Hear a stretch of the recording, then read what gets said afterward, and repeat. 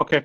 I'm sorry for this. I really tried to make this work. I just quickly recap what I just said. This is ETC core that's called 13, and I said that we are going to focus on mining algorithm proposals and last calls proposals specifically that are ECIP 1043, the fixed stack limit restriction, 1049 change ETC proof of work algorithm to Keccak, 1095 change ETC proof of work algorithm to SHA-3, and related to the deck size, the recently published 1099 calibrate epoch duration. I would like to start with the last call proposal 1043, which needs to be finalized today.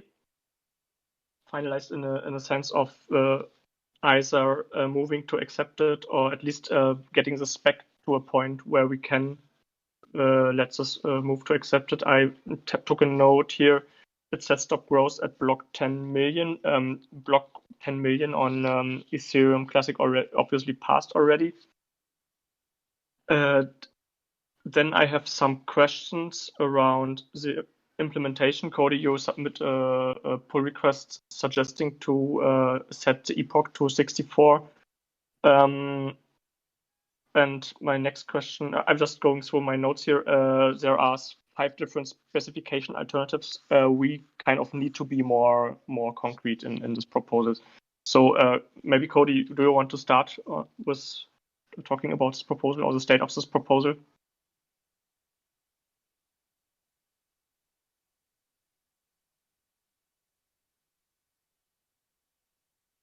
Do you hear me, Cody? Yeah, I'm able to hear you. Sorry, I clicked the wrong unmute button. Are you able to hear me now? Yes. Yeah, so 1043 was, I think, more of a conceptual. Do we want to posit ag, or is it something that's beneficial to Ethereum Classic to have as many smaller miners as possible? 1099 that was just submitted is a good implementation and it would work. It's probably better than a fixed ag because it doesn't. There's no. I guess it's unopinionated. It's just cutting the epoch length in half, and I think that would work just as well. Okay, so we probably can also talk about 1099 here. I just give a quick recap of 1099. Sure. 1099 is titled Calibrate Epoch Duration. It's written by Luke. The idea is basically at a certain 4,000, and this will basically kind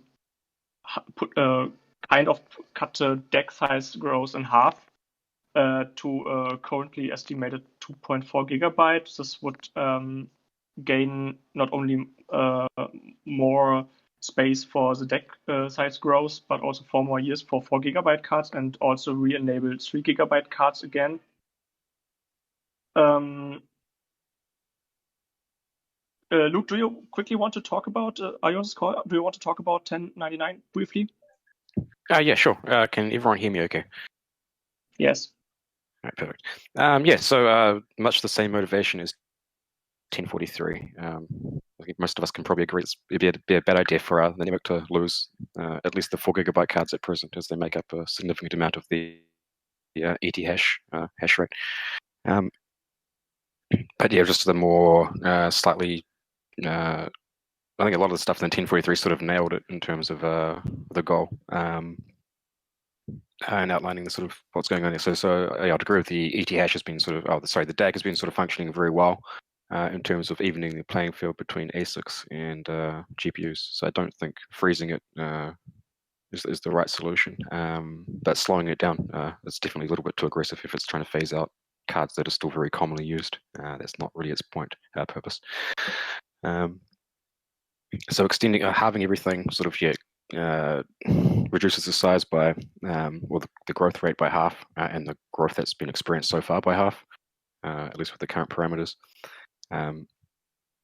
and this would give 4 GB support for another 3+ years. It also give support for 3 GB cards briefly as well. Less of a concern to me, but it's mainly the 4 GB ones. And I think 3 years is probably enough time there, as they would get obsoleted by hardware failures and just inefficiencies as newer generation cards come out that are more efficient.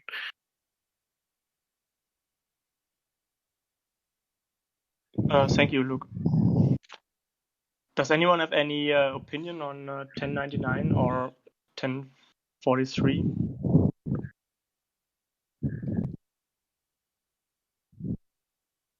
I'm generally pro 1099. My question there would be, mining software updates, will those be required? Or Yeah, so with 1099, it would require node software updates, mining pools, and mining software. So it's sort of all across the board. I'll have an implementation for Core Geth available either later tonight or over the weekend. I'm just cleaning that up at the moment, and should better provide a fork of ETHminer, no problem.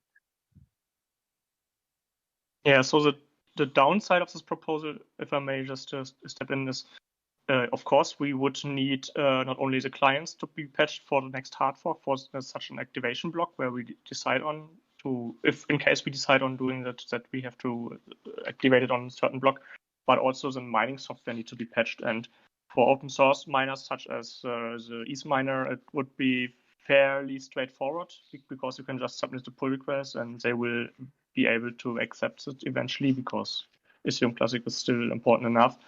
It will be more tricky to roll this out to closed source miners, but the upside of this is that we have not a proper, I wouldn't say 51% attack solution, but it gives us some air to breathe because what we call internally now, or could be ETC hash instead of ETH hash, is diverged enough from ETH hash to at least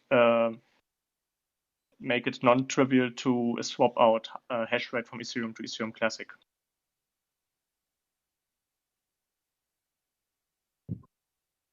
Yeah, so that's sort of an unintentional side effect of playing with the DAG. You end up producing different block nonces.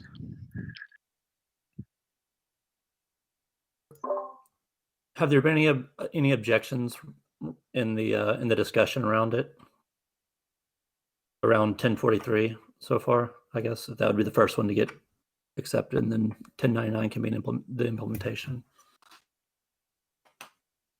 I think we should first decide which of those two would be preferable, and then whether this whole concept of reducing Sorry, the DAG someone size. speaking right now? I can barely hear you. It's Werner. I can hear him.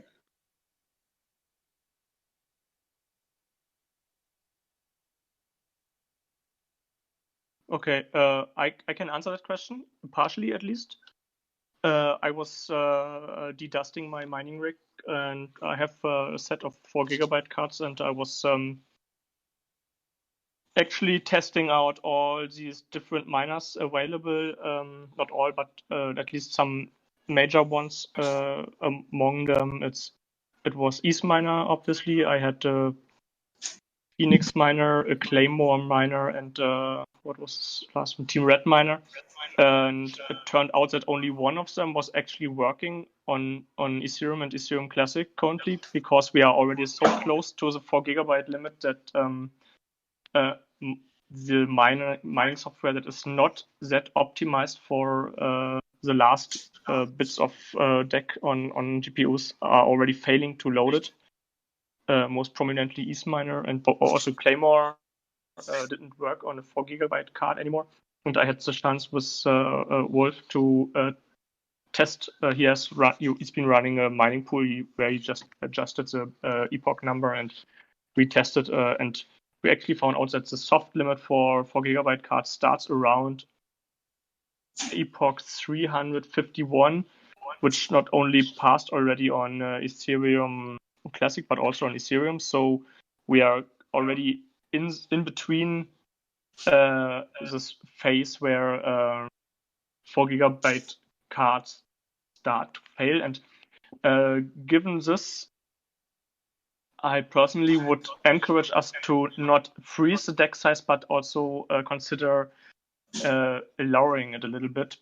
And that's why I welcome 1099 in the way it is proposed right now. But I'm happy to hear any other thoughts on 43 versus 99. My comment is just that it doesn't solve the problem of us getting 51% attacked. Because if we stay on GPU mineable software, there's going to be way more GPUs that are not mining Ethereum Classic that can be turned on at any time to mine Ethereum Classic. So I think that fundamental problem will still be there. Yeah, but the intention of these proposals is not to be a solution against 51% attacks. Guys, can I have some comments as a miner? Here is Kripas. Sure. So basically, the problem that you said with DAC is only on Windows, not on the other like platforms. But you are right that the problem is there, and if we lower the DAC,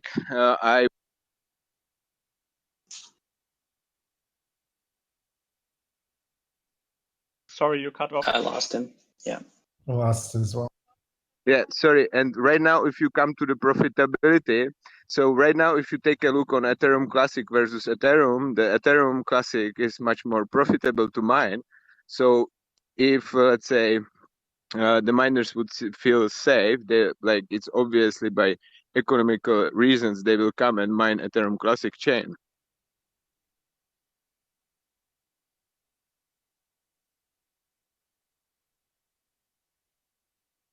Right. But yes, it doesn't solve 51% attack. Yeah, I just wanted to comment on that 1043 and 1099 are not intended as 51% attack resistance proposals. They are more trying to retain the mining field for smaller GPUs, and we are like at the risk losing a significant amount. Additionally, losing a significant amount of hash rate by keeping the deck growing beyond the 4 gigabyte limit. And that's why we included these in the discussions. And it's not certainly a long-term 51% attack solution, but and this is also right now being discussed in general channel. It does, however, help with being nice hashable. I'm using this term just to point out that ETH is easily rentable on commercial platforms, and you can just point it to some private miner, which easily you basically just pay a platform to 51% attack Ethereum Classic. And in case if we do modifications to ETH, such as 1043 or 1099 propose, and they are fairly trivial to implement. I mean, it needs some coordination, but they are of lower complexity than changing the entire mining algorithm. It would give us some air to breathe, I would say, carefully, because this modified version of ETH is not easily rentable on a website. It would require at least the coordination of NiceHouse and then create a market specifically for ETC. Or whoever is like the rental market to like specifically be coordinated for that. And I would say like the main benefit of 1099 or 1043 is really just adding on the additional like miners. Because for miners, without large like buckets of terahash hash, ETC is profitable at the moment to like mine versus mining ETH. So the idea is to just include more of the miners and like build up the hash rate. Yep. Okay, so what is it? NiceHash. Wherever the hashing power is rented, the argument is they don't have the feature yet to point miners over to this. So basically, we'll probably just be back here in a year or so once they do have the feature, and then once it's just as easy to 51% attack again.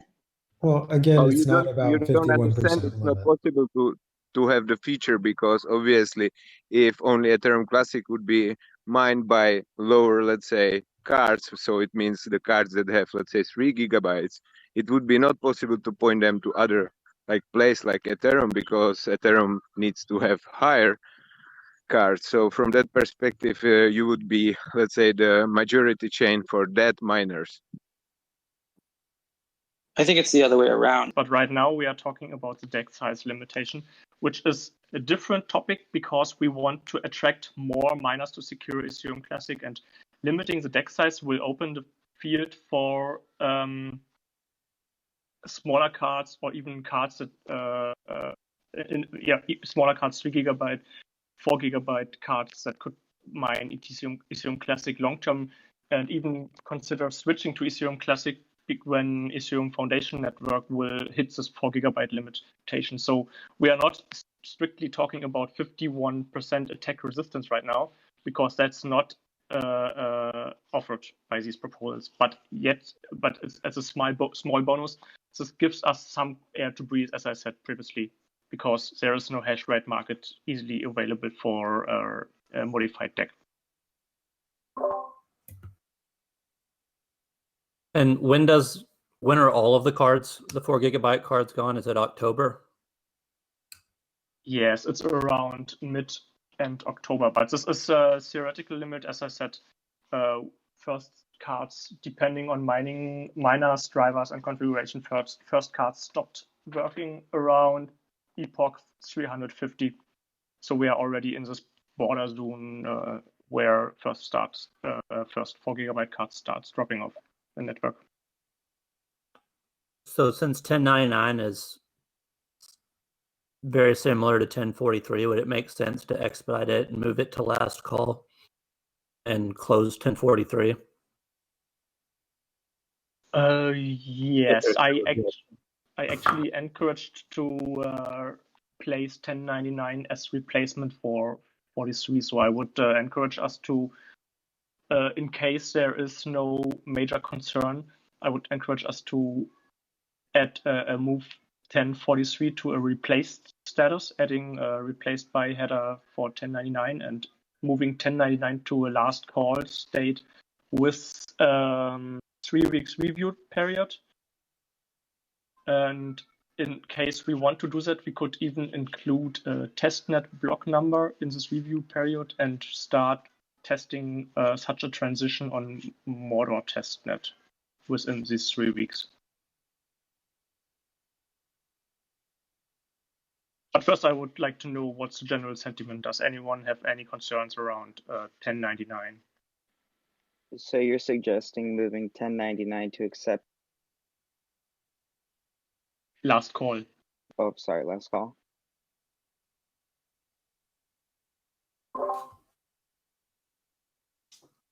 No objection from me. I think it sounds good. The October deadline's coming pretty quick.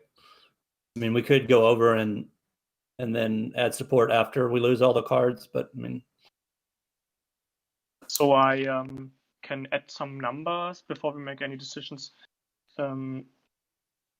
The theoretical limit for 4 gigabyte cards is epoch 383. The ECIP 1099 requires to activate on an even epoch. That would be the latest possible date would be epoch AS 382, and this would be block 11,460,000, and I, based on the current block time of around 12 seconds, I don't know why we have such fast block times right now, that would be around October 19 or a little bit later, in case we, as a hash rate stabilize, or the block time stabilize towards 14-15 seconds. This would be approximately 5 to 6 weeks for a mainnet activation. This is really fast, but given that this is a fairly simple change, we just need to work hard on implementing miners tooling and communicating such an upgrade in case we decide in favor of that. Question: would that require updates on the part of people that are not running mining nodes? So if I'm just running a normal Ethereum Classic node? Yes. Okay, good to know. Your node will still have to validate all the blocks coming through using the correct epoch. And So then given, would 1043 be rejected? I think the technical term is replaced, but I'm not an expert on ECIP. Sorry, replaced. Yeah, just taking notes. And given the short time frames we are talking about, I would even add the block numbers to the proposal already before moving to last call, so everyone is aware that we are working towards this certain date. And then coordination-wise, like, do we have sort of a list going of all the mining software that needs to be updated? Yeah, this can be worked out. So it would be probably easiest to provide a sample implementation in EaseMiner, which is open source, and then we go contact the other miners and encourage them to adapt this implementation.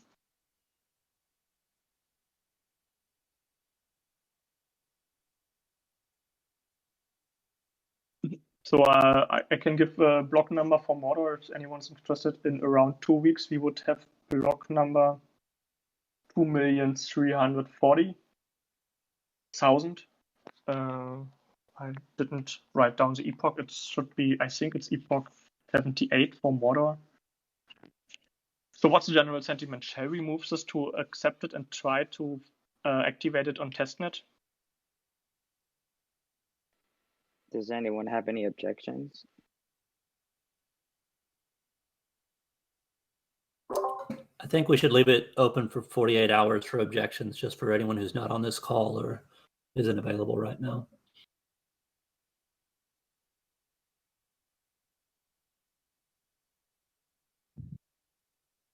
I have no objection with that, but I mean, putting it in last call state is some kind of what you just asked for. So we add like a date of review period end, which would be, today is September 11, 18, 25. It would be up to October the 2nd. So everyone who has concern has at least 3 weeks time to raise them after this meeting.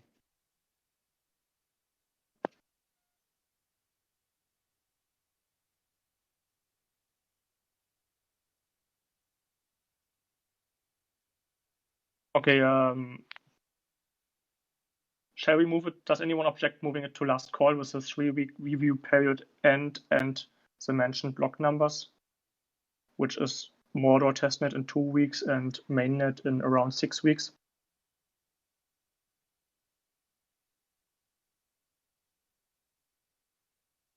Okay, then I would declare rough consensus on moving 1043 as replaced by 1099 and moving 1099 to last call with a 3 weeks review period end, which would be Friday, October the 2nd. And I would encourage to also add the block numbers for the Mordor testnet, which would be 2,340,000, which is in 2 weeks on Mordor testnet, and encourage also to add the mainnet block number to 11,460,000, which is in around 6 weeks, mid to end October, depending on block times.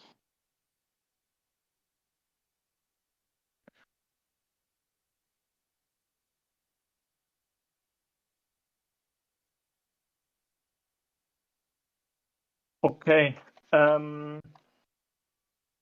Take some notes here. I would like to move on to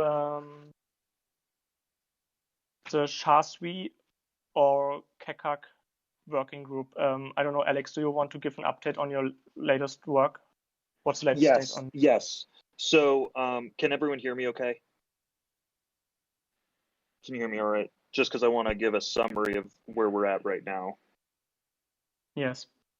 Okay, so basically since the last call, there's been a number of changes to the ECIP 1049 proposal. And right now the proposal is still in the last call phase. And I want to share with you what those updates are. So officially, it has been assigned an activation block. So that activation block is 14 million, which is approximately 1 year from today, a little bit extra from now. And the idea is that that's enough time for the teams to be able to implement this proposal in the future, figure it out, figure out the implementations in the specific clients, reach out to the stakeholders, build the support in the mining community, build the support in the software community, and also give time to existing Ethereum Classic miners to be able to recoup any investments that they've made in the past few months. Having a solid year is a pretty fair amount of time for them to be able to make it back on their cards. The fallback activation block is 14,500,000. So if SHA-3 is, or if whatever algo we choose is not activated by 14 million, we will try again on 14,500,000. And then if on 14,500,000 we are still not able to switch, then the ECIP is voided and moved to rejected. So that is the implementation plan right now. And then there are 2 recommendations as well to go along with the proposal. So we recommend that difficulty be multiplied 100 times at the first SHA-3 block compared to the final ETH hash block. And this is to compensate for the higher performance and to prevent a pileup of orphan blocks. This is not required and is up to the node development teams whether they want this. And then we also recommend that FIPS 202 standard SHA-3 precompile be implemented with the variables, with the variants of 224, 256, 384, and 512. These are the well-known SHA-3 variants. We recommend that those are implemented as well on launch. However, this is not required and is up to the development teams to decide whether or not they want to do that. So those are the 2, that's the implementation plan that has been this. And the biggest change is that as the champion of the proposal, reaching out to community members, talking with a lot of people, I am of the belief that the official SHA-3.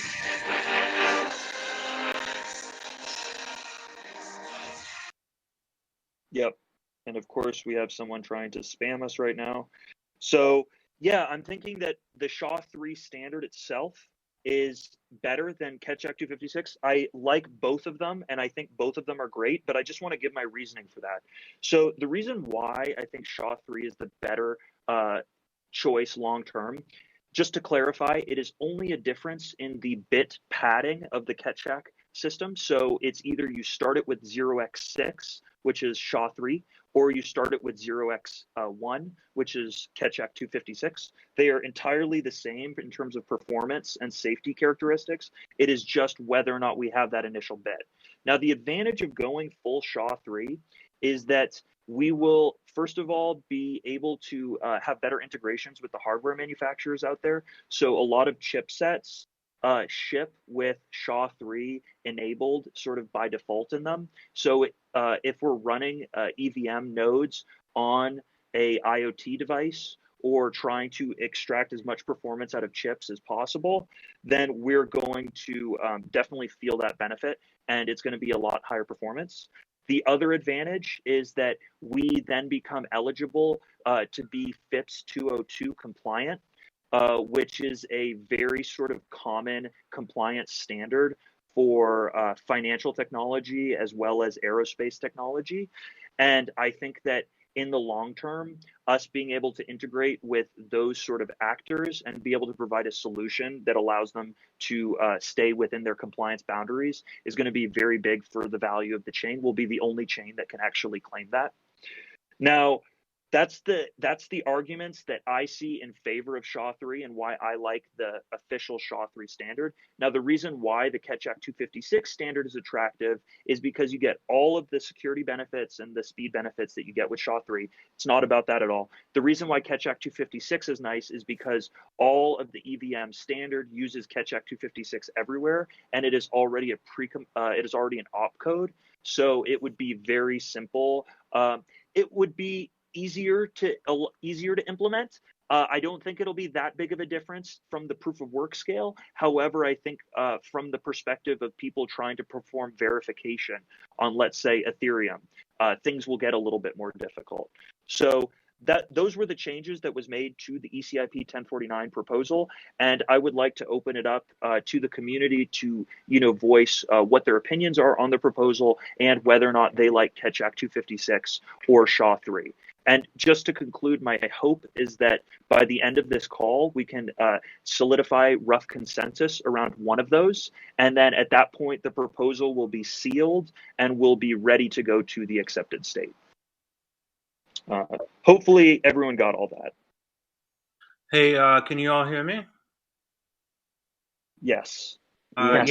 So, Sonny, as you're aware, I rejected your recent updates to 1049, the Keccak 256, where you're changing it from Keccak 256 to the SHA-3 standard, because we already have an existing SHA-3 proposal, ECIP 1095. So, regardless of the activation block and all the other proposals within it, which I think can be applied to either ECIP 1049 or 1095.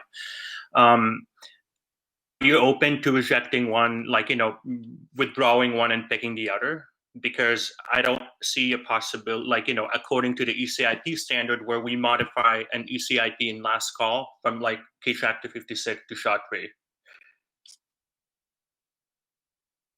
Honestly, to me, it's not that big of a deal which one gets put in there. The only reason why I am cautious to move 1049 to rejected is because I don't know whether or not the author of 1095 will then agree with the implementation plan, or there's a chance we could reject ECIP 1049 and then move it to 1095, and then the author chooses to withdraw that for some reason. And then basically we've created even more confusion. So I personally, I would like to just keep it simple and just based on this call, change ECIP 1049 to whatever people agree with, and then that's it. That is actually it. After this call, this proposal is finished, and I'm not going to work on it any longer. Right. The thing is, I don't agree with you that it's a simple change, because a lot of people feel really strongly about Keccak 256. They're more in support of it. So by modifying Keccak 256 proposal, which is 1049, you kind of erase all that history. I think for the author thing, you can, I'm pretty sure, you can add yourself as an author to 1095, and then, work from there if you really feel strongly about SHA-3 and stuff. So who here is in favor of, who wants to speak out in favor of SHA-3 or Keccak 256? Because I'm really curious to just hear what the temperature of the community is, because I've heard from a lot of different parties, different opinions. Does anyone want to speak up or have a view on this? I want to, but I want to hear other opinions too. This is Dean Pappas speaking. I'm for Keccak 256, Keccak 256 because of the interoperability. But either way, I do want to always give a good applause and appreciation to Alex for championing this. But yeah, that's my vote, Keccak. Okay. I'm also for Keccak 256. I had nothing to do with writing it. I just saw it in there. You had it when I started working on Ethereum Classic, and I thought it was as good of a proposal as anything. And it makes a lot of sense. As you said, it's the same security as the official NIST standard one, and it is already natively working on not just Ethereum, but basically all EVM implementations, the private chains, the consortium chains, basically everything. That's going to enable all this stuff sorry, what was I going to say? So Solidity is going to be able to natively compile down to the, it's going to work equally well on both platforms. We're not going to have to do any changes there.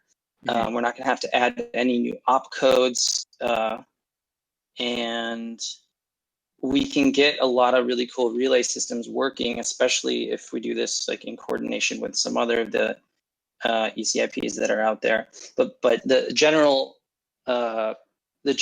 thing is that we're going to be able to verify our proof of work on Ethereum and verify our proof of work on all EVM chains. So that to me seems like a pretty useful superpower to have. And I also think it's just going to add a lot of confusion if we go with SHA-3, because then people who work on Ethereum, it's going to be harder for them to go over to Ethereum Classic. They're going to get confused. They're going to be, why is this hash different than the other hash? And I'm not getting the same results. And I think they won't know which one to use, which one's better. I completely agree with all of those reasons. And it's just simply a matter of waiting. It's whether or not you weight the compatibility with the greater EVM ecosystem greater than you weight the compatibility with, I would say more the traditional software ecosystem, specifically aerospace and finance, because those areas, there are definitely cases in which they are not even allowed to develop on algos that are not, FIPS certified. It's just like it's in their contracts. So I completely agree with you. And if the majority of people on the call, and especially the people implementing this, believe that Keccak 256 is the way simpler, better option, I'm convinced myself too. So Would anyone Alex, in the mining? Oh yeah. Terry here. Could I ask a quick question? Yes. In your mind, so just to clarify, the difference really between the two in your mind is the FIPS certification and the interoperability. Is there anything else that you would consider to be a significant difference?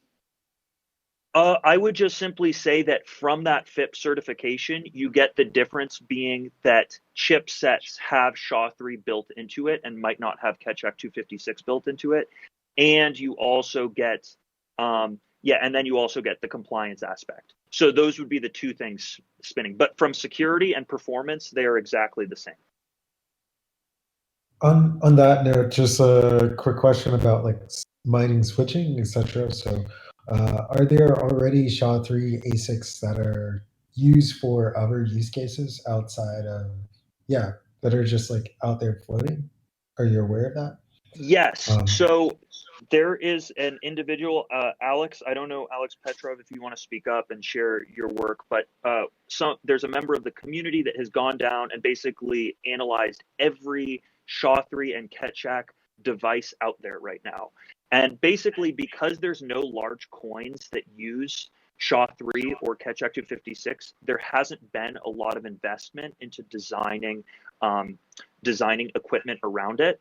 So currently, most of them are just FPGAs that are put inside of like a box, and that becomes sort of like a mining rig there. But that will obviously change if when this proposal gets moved to accepted, and it becomes clear that, okay, at this point in time, there will be a serious, cash flow associated with this hashing algorithm.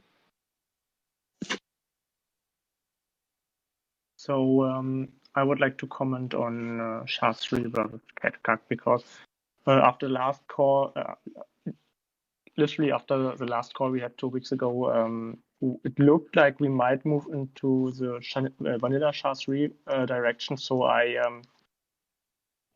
sat down and discussed with the Ethereum community if they would be interested in a vanilla SHA-3, not in a Keccak, but in a SHA-3 opcode or precompile. I also started writing an EIP for the Ethereum Foundation network that would add such a precompile to the Ethereum network. And the reason I did this is because if we want to have such an opcode or a precompile, we could do it without the Ethereum Foundation network, but the cost would be that we lose the entire interoperability in case they do not accept such a change, in case they do not have enough motivation to implement it or accept it to their ecosystem and to their protocol. So with this learning, I was kind of rowing back towards rather supporting Keccak just for the sake of keeping the interoperability available for us. also to not lose the freshly gained protocol parity for Ethereum Classic. And regarding SHA-3 as a NIST standard, I don't think it's overly important as mining algorithm, but probably more important for. I mean, Alex, correct me if I'm wrong, but I think it's more relevant for applications built on Ethereum Classic.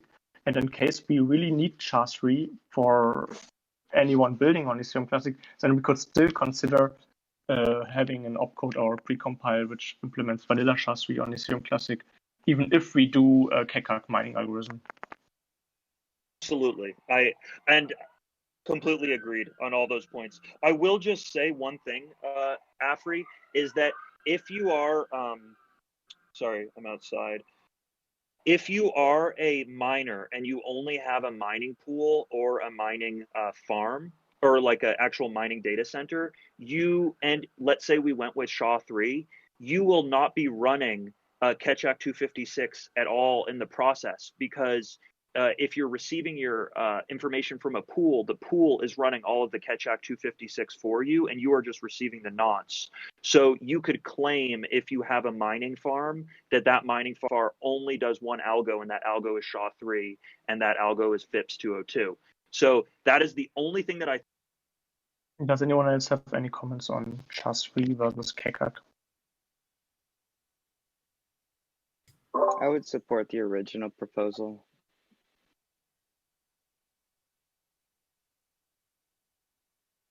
On that note, I would suggest Alex, to I separate. agree with Yas here.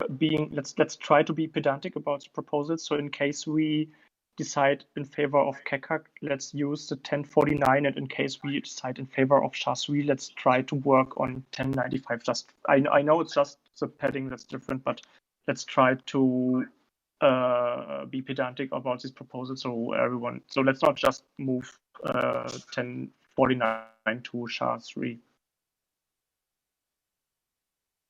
And after hearing the pulse on the community, and I would just like to ask, is there anybody specifically from the mining hardware community that would like to speak up on this? Because I feel like the developers have just been talking, but we haven't heard anyone that's either has experience designing these rigs or working with these rigs.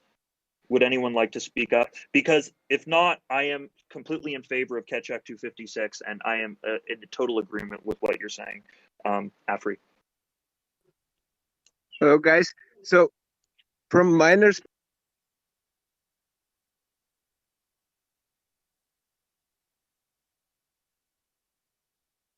Hello? I think he cut out. Yeah, I can't hear him. Can you hear me? Yes. Now you guys. Okay. So, hello, guys. So, right, recently, like a few weeks ago, we received, for example, Huawei cards, which are quite interesting cards, which are rather GPU accelerator, that I think would be completely possible to mine like processor intensive algorithms like you proposed. And I think it doesn't absolutely matter if it's like this or that variant. I think it's from mining perspective, it's just the same. Either it's RAM dependent or not. And if not, then you can like choose from variety of suppliers. And the thing is, if it's like really ASIC or not, that's the question. Because if you can use some non-ASIC tools, like for example, the GPUs from Huawei or some specialized processors that are developed right now in Slovakia or etc., that can do also other tasks, then it's much easier to gain investments to, let's say, mine primary like Ethereum Classic network in future, but also have the ability to switch or to apply to other, let's say, tasks like machine learning or AI or etc.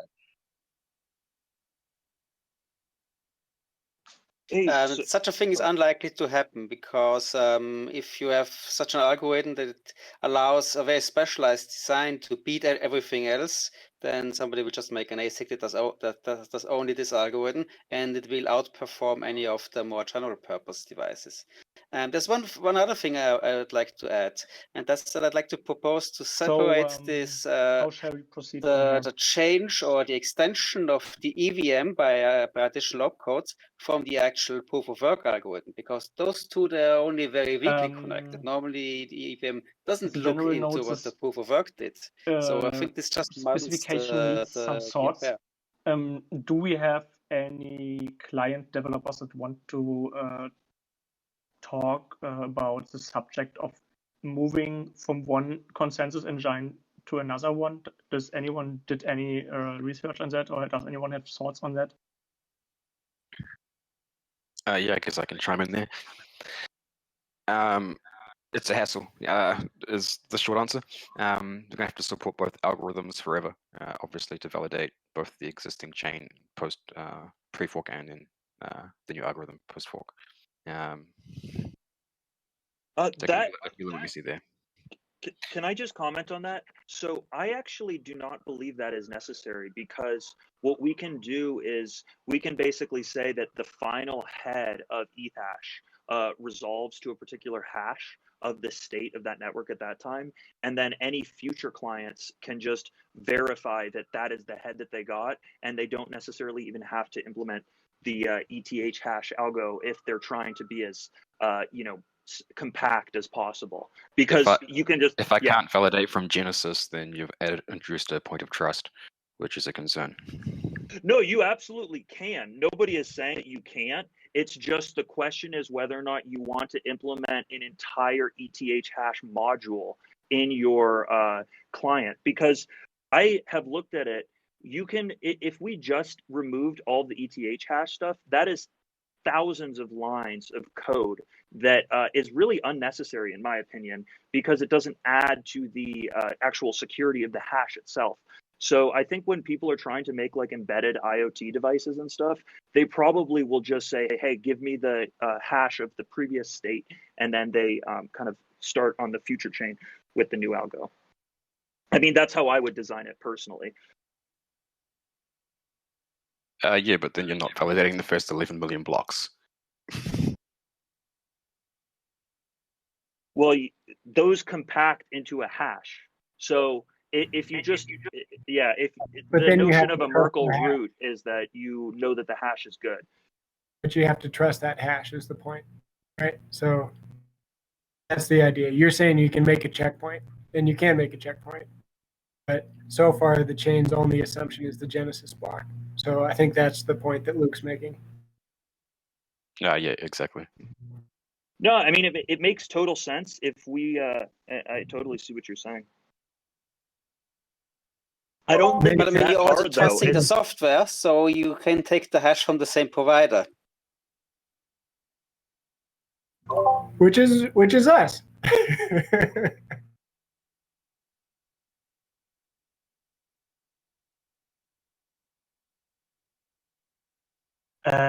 So it turns out that if I mute someone, I am the only one that does not hear this one, and I accidentally muted Wolf. So if you want to please repeat, I didn't know that you were talking. So could you just speak up again? I'm sorry for that. But first of all, I was saying that I think that the discussion of the EVM extension or change is kind of separate from the proof of work algorithm. So I'm not sure it really helps if we combine those two into the same proposal. They could really be separate.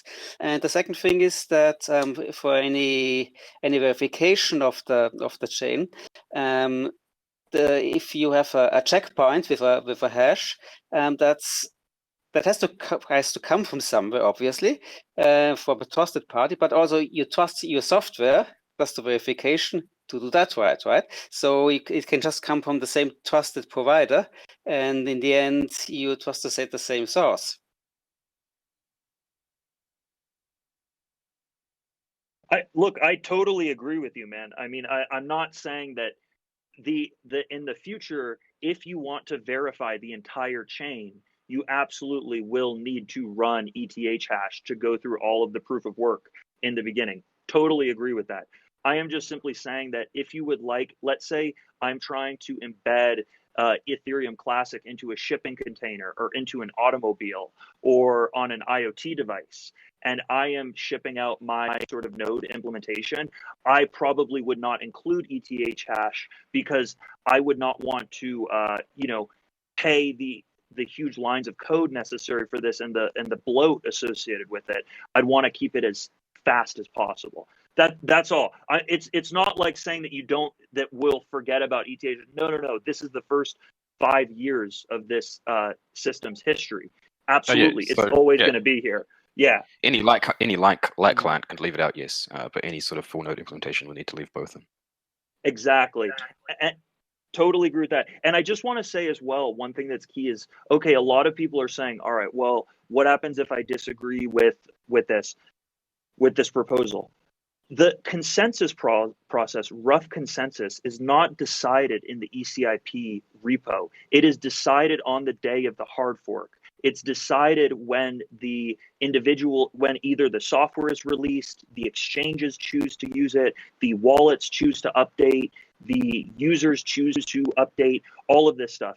So I think that in terms of determining rough consensus, yes, we can determine rough consensus on this call, but in terms of actual actual consensus itself, that can only be really decided on the day of the implementation itself.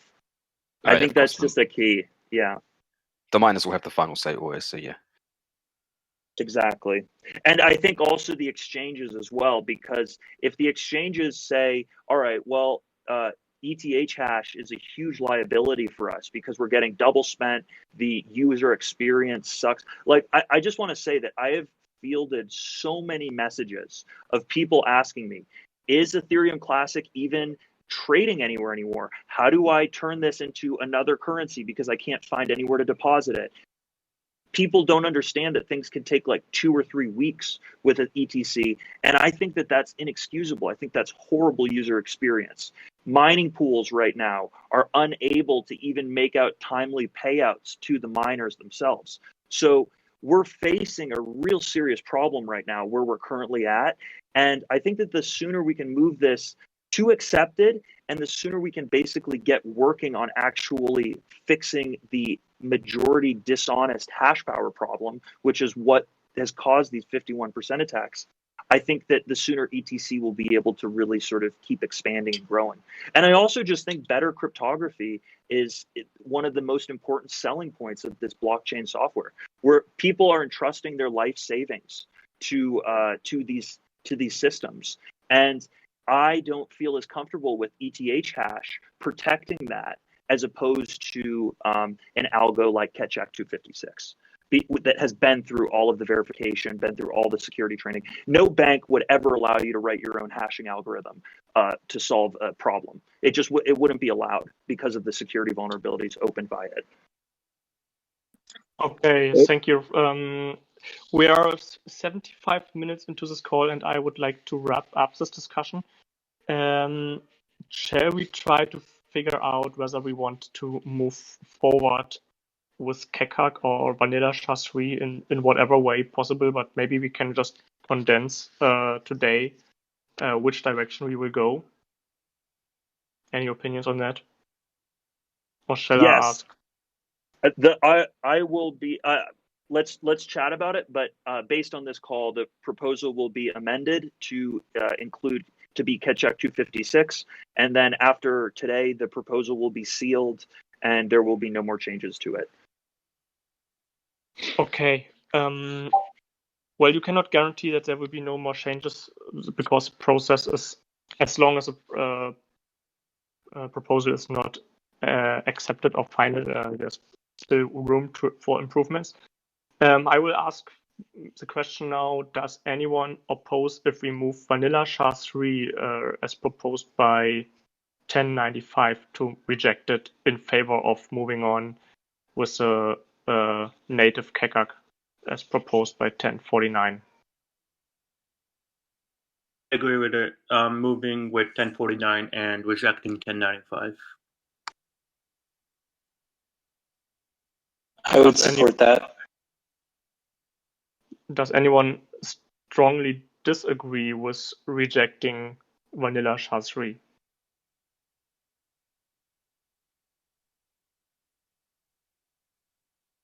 Then I would declare rough consensus on rejecting vanilla SHA-3. And that is 1095. Let me just write it down. Reject.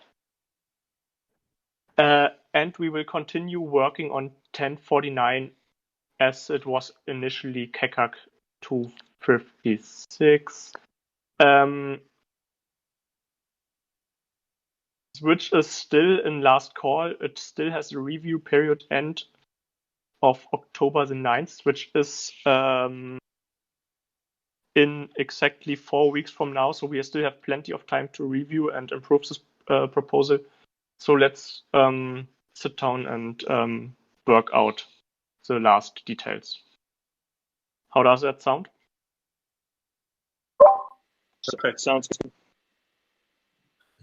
Alex, yeah, so it's kind of like what Afri was saying, that, you know, even like, doesn't mean that we're sealing it with Keccak 256 for 1049, but more like if you want to add amendments to it later on, like, oh, this is the block number being proposed and stuff, you can still do that in last call and stuff.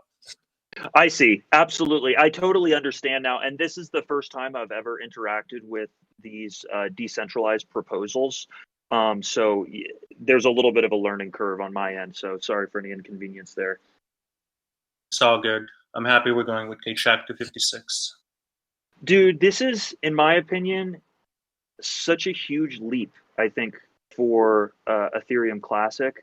And, you know, these 51% attacks have obviously been really demoralizing, and they've had I think, a strong negative impact on the price and all of this kind of stuff. But I think that if we as a community, well, I know if we as a community are able to demonstrate that we can move beyond it and we can come up with, you know, tactical solutions and solve the problems and implement better cryptography, I think that 5 to 10 years from now, we're going to look back and we're going to say, yeah, this is a real turning point for ETC. This is where we become a grown-up project. Totally agreed. And we won't have to Nice. be back here in another year and 6 months. Good last words, Alex. Yeah. So let's wrap this call up. We are 80 minutes into this call. I think we have achieved something at least today. Unless someone has any final comments, I would invite everyone to join the next call in 2 weeks. Let's continue working on the proposals. And also we have intermediate calls. Let me just open the issue tracker. We have another call, a presentation next week. Kevin, do you want to talk about what's happening next week? Guys, Yes. can I also ask you about 1092 if we are able to move it to last call?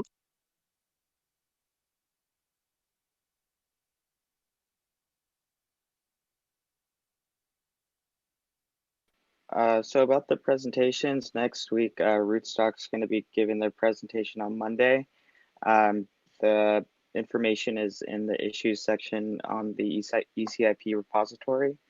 And we have yet to hear back from the Veriblock folks. So Rootstock's coming next week, and yeah. Guys, Okay, I'm yes, sorry to bother you, but do you think it would be possible to move 1092 to last call? Because I think there was everything done in this, let's say, proposal. So yes, and I we was didn't about solve. to answer that question.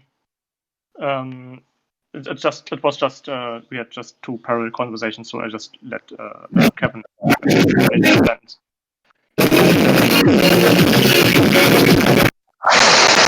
So to answer your question, I was specifically asked not to. I'm sorry, someone is making noise, and I don't see who that is. Okay, thank you. So 1092, which is Pergard, I was asked not to discuss this proposal on this date. And given the time that we are already almost into 1.5 hours of this meeting, I already added it to the agenda of the next call. So maybe we can just prepare discussing 1092 in 2 weeks time from now. I think that's fair.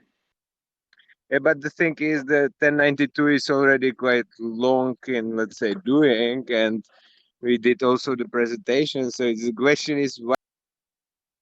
Okay, that's quite annoying, but why to why to wait another 2 weeks? Because it's obviously increases the security of the chain, and I think it just simply gives us more time to develop other proposals, and it's just extremely simple code. So the question why not to move it to last call, and if we move it to last call, there is anyway period till it's activated. So Well, can I just jump in here real fast? So I am actually very interested in that proposal, in the PearlGuard proposal, and I think that the right call in the future will just be to make it an ECBP, where you can just tell your node, hey, ignore any chain that is a longer than 160. See, we're already getting into it. That's why we need a few weeks, because I want to do analysis on this and contribute in the next proposal. I just haven't had the time. Yeah, but same for but me. that, I did research on the 4 proposals we discussed today, and I still have the homework to do on this one, so I can't even comment on this right now. But I also believe it needs to be an ECBP. yeah, but that's the point of moving the 1092 to last call, so people have time to comment, and it's 6 weeks, so it's just No. we can, because if it becomes accepted, then the node clients, in order to stay with the network, have to implement it at a particular date. no, But I'm if not it's saying about ECBP, accepted. yeah. I'm talking about last call, because then it's 6 weeks anyway, Yeah, but I don't know if it's supposed to be a ECBP or an ECIP. That's the thing, is that there's some very good arguments either way for that. I don't think it materially changes what's in the ECIP of whether it's the EC best practice or whether it's implemented. It's just how it's, I guess, implemented across the clients of whether it's mandated or a best practice. Because you can run PearlGuard today on mainnet. Yeah, you can just start mining with it right now. And moving it to last call at least get us to where we can accept or reject it whenever the time comes, or accept it as a best practice. Right now, it's still in draft status. I think we just spend some more time doing research and then been discuss a fair amount of. Harry, please.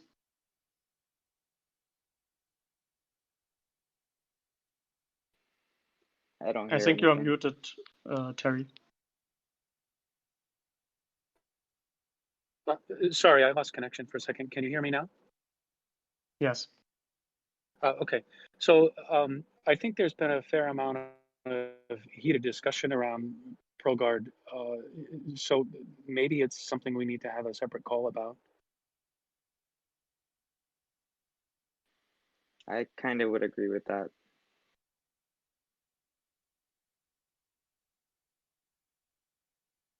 So and let's plus, we've agree been on on this call for about an hour and a half already. Yeah, So- that's probably fair. 5 So minutes. let's propose some time and date.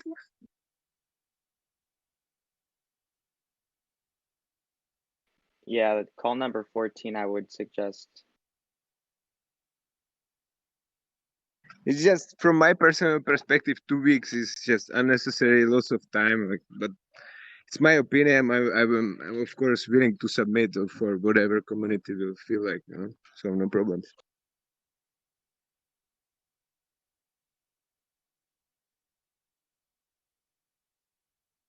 All right. Well, I think that is there anyone else that wants to chat, or do you think, or can we move offline now? Just because I got to get back to my work today. Yes. So thank you for raising your voice for 1092. I respect the request, but I don't think we have just the time right now to do so, and it's already on the agenda for the next call. It's just, the developers have just that kind of bandwidth with what you can do in 1 week and or 2 weeks. So I believe we still need more time, and I also believe that the relevant point, if this is an ECBP, we probably can just move it to active instead of last call, but I still need to wrap my head around this. So let's try to wrap up this meeting today. We are 90 minutes into this call. I would suggest that we take a break now and move everything offline until the next call. Okay, thanks, guys. Sounds good. Thanks for running the call. Thanks. Thanks. Thank you. Bye. Thanks.